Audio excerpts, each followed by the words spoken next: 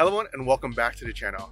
I have a very special tip for you if you guys are planning to lift your car.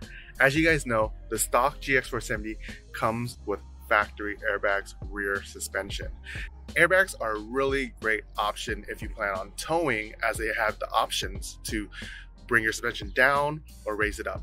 In addition, airbags don't compress as much, so you won't get much sagging compared to a regular spring suspension.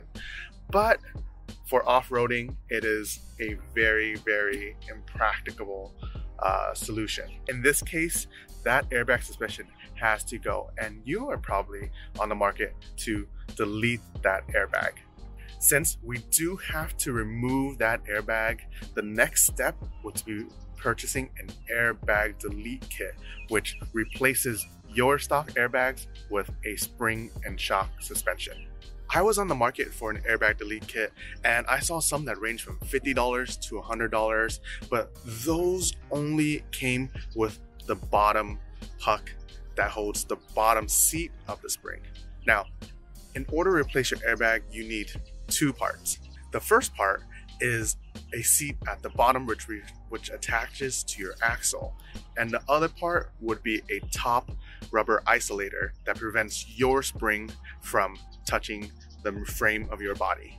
So just alone, these spring top cap isolators can add up to an additional $200 if you were to purchase a factory option. But I found a solution that was able to save me a few $100. So this is going to be my replacement spring for my suspension. I decided to go with Ironman's Foam Cell Pro, as their customer service was fantastic, answering all my questions, all my needs, and I suited a suspension that worked perfectly for my vehicle. In addition, there has been amazing reviews on the suspension, so I can't wait to get it installed. Here is my rear spring. I will be getting an airbag delete kit, which mounts to the bottom of this, and that connects to my axle. But on the top, I have nothing to protect this spring when it is touching the frame of the car. So thanks to my good friend Vincent, he was able to recommend another source of spring top hats, and these are actually from a 3rd gen 4Runner, which uses the same setup.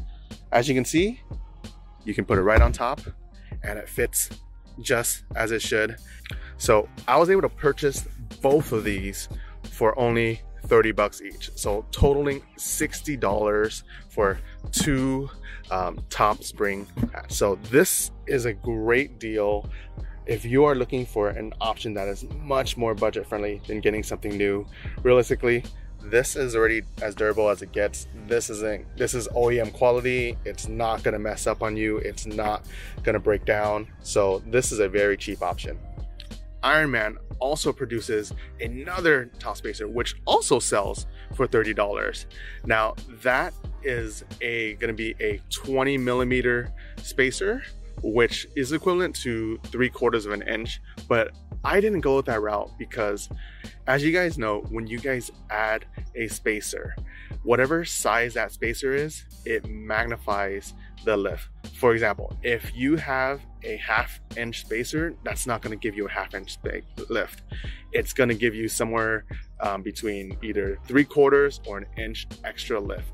I went with this OEM option because this was a lot.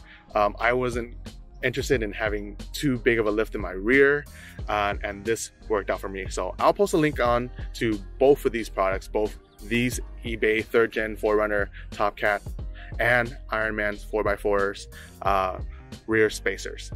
So you may be wondering, do I need this rubber top hat when I am installing my rear airbag delete kit?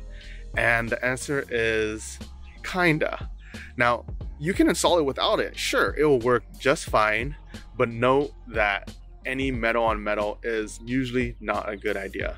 Keep in mind, these springs are powder coated, and you don't want that to chip or get damaged, because if you get rust under the powder coat, it spreads like a wildfire and will just mess up the entire powder coat.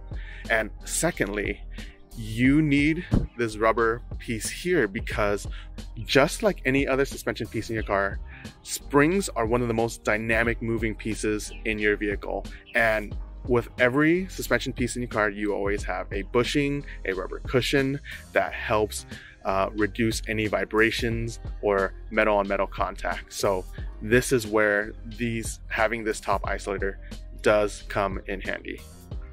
All right, so that's it. I hope this video was helpful. And if you guys are interested in more DIY topics like this, more things to help you as you build your GX470, be sure to subscribe. Be sure to like this video and stay tuned for the next video.